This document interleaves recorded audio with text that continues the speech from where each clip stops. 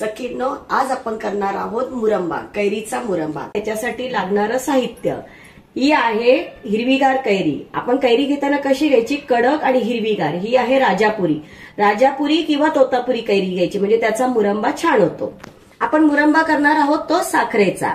त्याच्यासाठी आपल्याला काय काय साहित्य आहे ते सांगते। कैरी, साखर, जितका कैरीचा खिस आपण काढू, या खिसणीच्या साह्याने आपण खिस काढणार आहोत। आपण ह्या साईडने काढणार आहोत, म्हणजे जरा मोठा आणि चांगला खिस निघेल। आणि जेवढा खिस काढू तेवढीच आपण साखर घेणार आहोत। कमी साखर घेतली तरी चालते, जास्त घेतली तरी चालते, पण आपण जेवढ्याला तेवढं घेऊया, कारण कधी कैरी गोड असते, कधी आंबट असते। जर कमी घेतली तर आंबट होण्याची शक्यता असते, जास्त घेतली तर गोड होण्याची शक्यता असते। आता ज्याची त्याची आवड आहे। आणि त्याच्यासाठी वेलची, लवंग, दालचिनी आणि केशर हे लागणार आहे। आणि आपण तूप पण घेणार आहोत त्याच्यासोबत हे तूप पण लागणार आहे आपल्याला। तर ह्या गोष्टी आपल्याला सर्व साखरेचा मुरंबा करण्यासाठी लागणार आहे। आता आपण कैरीच्या वरची साल काढून घेऊया आणि कैरी पूर्णपणे खिसून घेऊया।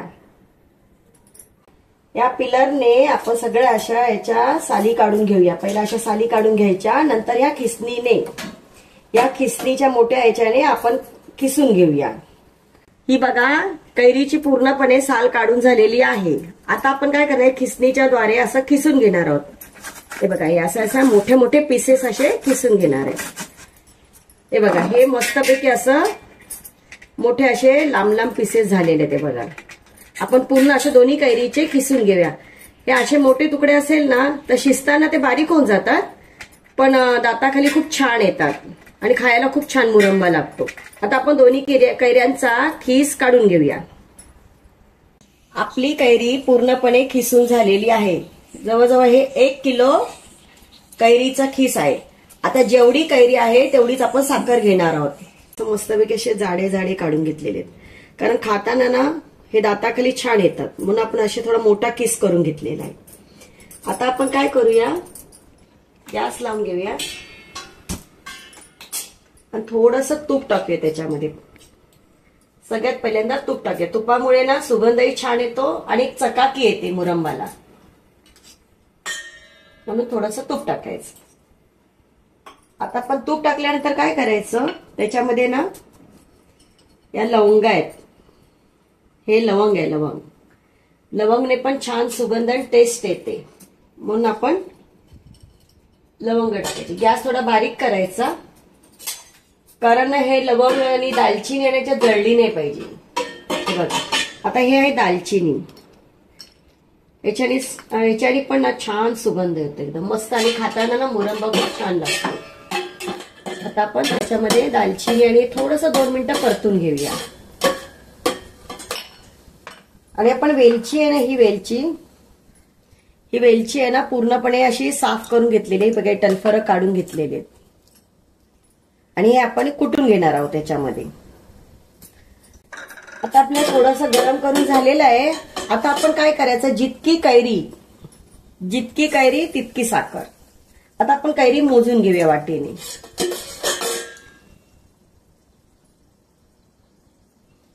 किती झाले, 1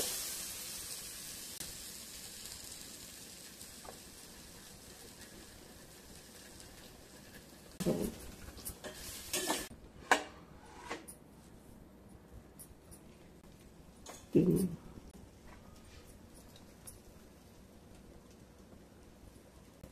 4 आणि 5 वाट्या आपली कैरी झालेली आहे। म्हणजे आपण काय करणार, 5 वाट्या साखर घालणार। तुम्ही 6 वाट्याही घालू शकता, जितका आंबट गोड त्याच्यावर आहे। ही आहे राजापुरी कैरी। काय असतं, कधी कैरी आंबट असते, कधी गोड असते, त्याच्यामुळे थोडंसं आंबटपणा येण्याची शक्यता असते, कधी कधी बरोबर पण होतं, म्हणून आपण बघूया। आता आपले हे झाले 5 वाट्या। आता आपण काय करणार, थोडंसं परतून घेऊया मस्तपैकी तुपामध्ये। त्याच्यामुळे काय होणार, कैरीला सुगंध खूप छान येतो। थोडा मोठा गॅस करूया, 2 मिनिटं।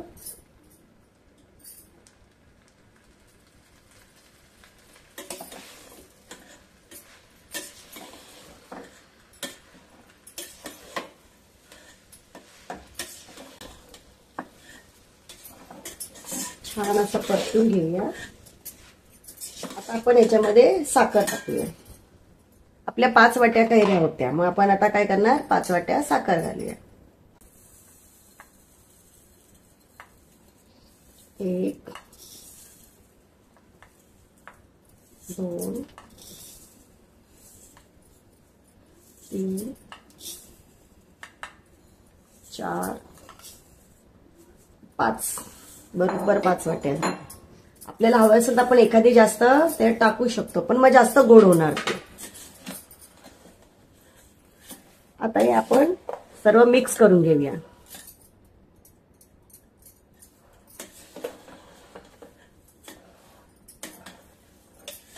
एकजीव होईल आता हे सर्व, आणि साखरेला थोडं पाणी सुटायला लागेल.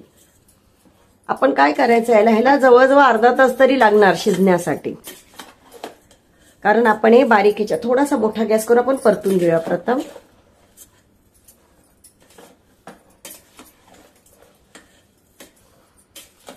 पुरा साखरेला आता पाणी सुटत चाललेलं आहे. आता आपण एकदम बारीक गॅस करायचा आणि ह्याला मधून अधून हलवत राहायचं, कारण काय माहितीये खाली लागण्याची शक्यता असते, कारण हे आहे स्टीलचं भांड. ह्याला शिजायला वेळ लागतो, ह्याच्यामध्ये खूप आंबटपणा असतो कैरीमध्ये, म्हणून आपण तो अॅल्युमिनियमच्या भांड्यात किंवा जी कलई करायची भांडी असतात त्याच्यात आपण करत नाही. शक्यतो स्टीलच्या भांड्यातच करावा. स्टीलच्या भांड्यात लागण्याची शक्यता असते, म्हणून बारीक गॅसवर करायचा, आणि कधी पण मुरंबा बारीक गॅसवरच करायचा. आता आपण ह्याला एकदम बारीक गॅस करून ठेवून देऊया, आणि मधून अधून आपण हलवत राहूया याला. हे बघा, कैरी आणि साखर या दोघांना मिळून पाणी सुटलेलं आहे. आता हे शिजण्यासाठी नाही म्हटलं तरी अर्धा तास तरी लागणार आहे, कारण काय माहितीये काय, आपण बारीक गॅसवर हे करतोय. बघा गॅस बारीक आहे, थोडासा तुम्ही मोठा ठेवू शकता, एवढा असा तुकडा करू शकता, पण काय आहे माहितीये स्टीलचं भांड आहे, त्याच्यामुळे खाली ना लागण्याची शक्यता असते. आता हे आपल्याला पूर्ण थोडं आटवून घ्यायचं आहे, ह्याला अर्धा तास तरी लागणार, आणि जितका तुम्ही स्लोवर शिजवणार ना तितका मुरंबा छान शिजणार. आता आपण बघूया आपला मुरंबा होत आलाय की नाही. हे बघा, आपला मुरंबा आता होत आलेला आहे, तरी अजून 5 मिनिटं तरी लागतील. त्याच्या आधी आपण काय करायचं, ही आहे ना मी वेलची पावडर कुटून घेतलेली आहे, आपण थोडीशी वेलची टाकूया त्याच्यामध्ये. वेलचीमुळे सुगंध खूप छान येतो. हे बघा, ही वेलची आहे.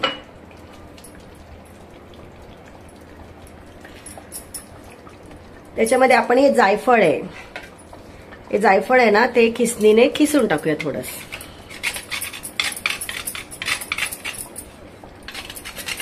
दिसतं का तुम्हाला पडताना? जायफळमुळे स्वाद खूप छान येतो याचा, मस्त एकदम सुगंधही येतो आणि टेस्टी होते मुरंबा. एका थोडेसं आपण जायफळ किसून टाकले बघा, आणि आपण काय करणार आता थोडंसं त्याच्यामध्ये चवीसाठी मीठ घालणार आहोत. हे सर्व आपण एकजीव करून घेऊया, आणि आता आपण थोडंसं त्याच्यामध्ये चवीसाठी मीठ घालूया. हे बघा, तुमच्या आवडीनुसार. याच्यामध्ये मीठ छान लागतं, थोडं गोड आणि थोडं मीठ, याची चव वेगळी असते थोडीशी. आता आपण हे सर्व एकजीव करूया. आता आपण याच्यामध्ये टाकणार आहोत केशर. केशरमुळे एकतर कलर छान येतो आणि चव पण छान लागते, आणि दिसायलाही छान दिसतं ते. याच्यात टाकणं, हे बघा केशर आहे. आता आपण काय करणार आहे, याच्यामध्ये केशर टाकणार आहोत.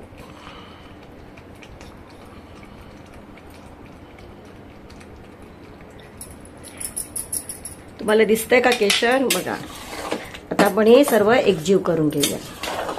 बरं, आता मुरंबा झालाय की नाही तयार हे कसं बघायचं, तर त्याच्यासाठी आपण काय करायचं, थोडंसं थाळीवर असं टाकून बघायचं. थाळीवर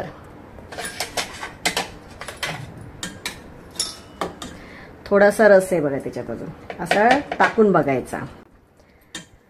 गरम आहे तो, आणि एकदम सुका करायचा नाही, नाहीतर काय होणार, जसा थंड होणार ना तसं तो घट्ट घट्ट होत जातो. म्हणून आपण त्याला जास्त असं घट्ट नाही करायचा, आणि थोडंसं पातळ ठेवायचं. बघा, हे आता पातळ आहे थोडंसं, असाच ठेवायचा. हे बघा, तुम्हाला असं वाटत असेल बघा इथे पातळ आहे असं, पण काय माहितीये थोड्या वेळानंतर घट्ट होऊन जाणार. हा 1-2 तासानंतर थंड होणार ना तर घट्ट होणार. आपण फक्त आता त्याला 5 मिनिटं एकदम बारीक गॅसवर ठेवणार आहोत, कारण आपण त्याच्यामध्ये जायफळ, केशर, वेलची टाकली आहे, त्याच्यामुळे त्याचा एक सुगंध, त्याच्यामध्ये फ्लेवर तो उतरला पाहिजे. म्हणून कधीही मुरंबा करताना झाकणी ठेवून करायचा नाही, कारण का झाकणीवरती, वाफेवरती पाणी तयार होतं आणि ते पाणी त्याच्यात जाऊ शकतं आणि पाणी गेल्यानंतर मुरंबा हा 4 दिवसातच बुरशी येणार. म्हणून कधीही झाकणी ठेवून मुरंबा करायचा नाही. कोणती पण टिकवायची वस्तू असते ना ती झाकणी ठेवून करायची नाही. आता आपण बघूया, जर याच्यामध्ये 1 तारी झालं असा तर तार, बघा तार सुटल्या गजली आहे बघा, म्हणजे आपला मुरंबा तयार झालेला आहे बघा. दिसते का तुम्हाला? हे बघा, आपला मुरंबा पूर्णपणे तयार झालेला आहे. आता आपण काय करूया, याला थंड करायला ठेवूया. थंड करून मग आपण त्याला बर्नीमध्ये भरूया. आता आपण गॅस बंद करून घेऊया. आता हे झालंय सर्व एकजीव, कारण हा थोडासा रसा असला पाहिजे याच्यामध्ये, तो थोड्या वेळानंतर तो घट्ट होणार. आणि आता आपला मुरंबा झाला आहे रेडी.